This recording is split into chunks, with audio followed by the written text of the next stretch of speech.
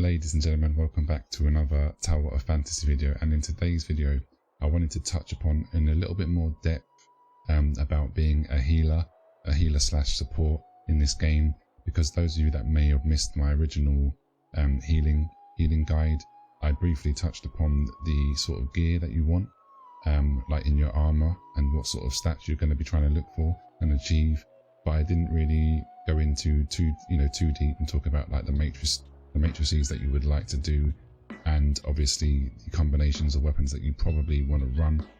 So I just wanted to go into a little bit more depth here today, and also which trait that you should run as a healer.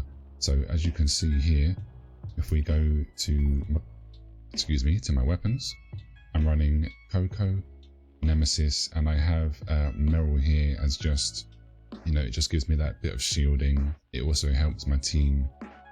I can shatter some shit. I can help shatter, people's shields because of the S tier shatter that Meryl provides, and also because I was lucky enough to get 2 copies of Meryl.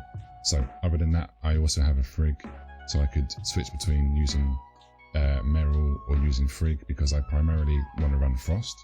The only reason why I have Nemesis here is because obviously Nemesis is a Vault type, but there's not many healing weapons. There's only obviously Nemesis, Pepper,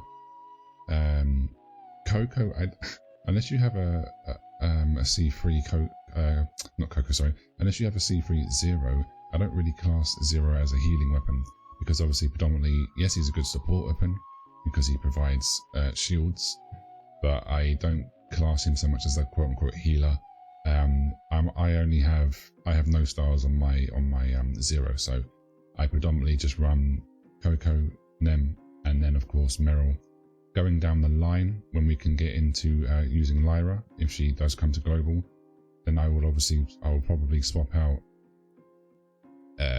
Meryl here, and I will use Lyra instead. But that's neither here nor there, because we don't know what's going to happen going forward. So all I know is, for now, Coco, in my opinion, is insane at healing. The charge rate on the Coco is obviously S tier, and so what I do is, for the matrices, I have unfortunately I only have one of the Coco ones. I want to get a 2-piece because of course it increases your healing capability and received healing by 10%, 12, 14 and 16, so this is going to be huge. If you're lucky enough to get a 4-piece set, which I will obviously try to work towards going down the line, I'll actually be able to increase the healing and the attack rate, which is huge. So not only am I going to be able to heal for loads more, I'm also going to increase everybody's attack as well. But for now, I have the 1 Coco until I get the 2. So until then, I'm running with Echo, because using a discharge skill to switch to the current weapon grants 80 weapon charge. Now obviously this weapon already has a high weapon charge rate, so you put that on there, makes it even better. So that's great for that one. And then on Nemesis, I have a 4-piece, well, it's a 3-piece, but I have 4 on there anyway. It increases the speed of obtaining weapon charge by 12.5%, because I've got 2 of them on 2 stars and then 2 of them on 1 star. Now of course, the faster that I have the weapon charge, it's a win-win. I can keep pumping out my abilities, keep the healing going, keep the support. Now on Meryl, yes, obviously this isn't a healing weapon, but it's for support. So I've got the Extreme Zero Frostbot on here, because when my HP does dip below 40%, when using a discharge skill to switch to the current weapon, it restores HP equal to 160%. So this is just more of a case of being a healer. Obviously my main focus is to keep my team alive, but of course if I can't self-sustain myself and I can't keep myself alive, then what use am I as a healer? So that's why I run this.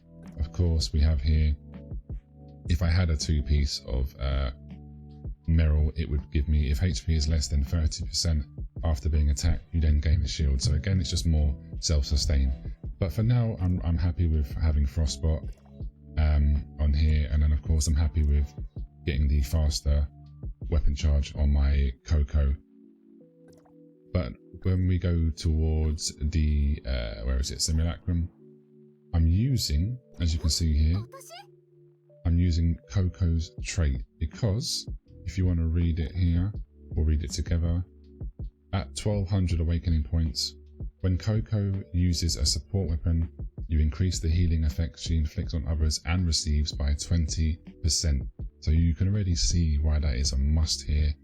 And what I'm obviously trying to get towards, which I'm close, not too far away, I'm trying to get the 4,000 points, because when Coco uses a support weapon, you increase the healing and healing received by 20%, of course.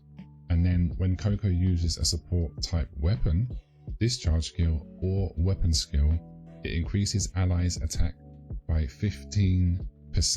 So once again, we are increasing our allies' attack for 15%. So not only are we healing for more, we're receiving more healing on ourselves, so it's more self-sustain, but we are also going to buff our team's attack. Now, I can't stress this enough, how obviously important and useful this is. So once I hit this 4,000 points, you combine that with the 4-piece set of Coco's Matrix, and that is a lot of healing and a lot of attack increase. So this is what I'm trying to work towards as a full-time support, full-time healer. I'm trying to get my 4-piece set of Coco's Matrix. I'm trying to obviously hit the 4,000 points on the trait, so that I can again increase more attack, more healing, and then keep everybody alive, top them off with Nemesis, again increasing the speed of the weapon charge by 12.5%. And then obviously with Meryl, like I said, I'm basically getting more HP, more self-sustain when I'm dropping below 40%. So it's all about survivability, rotating obviously your cooldowns, keeping people topped up, keeping yourself alive, and then also boosting your teammates' damage. That's obviously in the long-term goal. Now, one thing I do want to quickly touch upon before I do go is I'm guilty of this myself when I'm doing joint operations or any group content. I sometimes think to myself, damn, I'm not doing a lot of damage, but I then have to quickly remind myself, obviously, of course I'm not doing a lot of damage. My job isn't to be doing damage. My job is to literally stay alive, heal the team, so then my team can pump out the damage. So don't be put off by, if you're playing with some randoms and they start saying, you're useless, what are you doing? Your damage numbers are so low. Just remind them that they're still alive because you're keeping them alive. And as long as their damage numbers are top, it doesn't matter what your damage numbers is. As long as you've got some decent high healing numbers at the end, that's all that matters. So yeah, just keep that in mind. Play the long game. I'm also free to play, so it can be done. A bit of RNG and obviously a lot of grinding. Currently now, I don't know if you could see it earlier. Did I show it? My CS, I'm currently at 29,755, level 62, which is the level cap right now.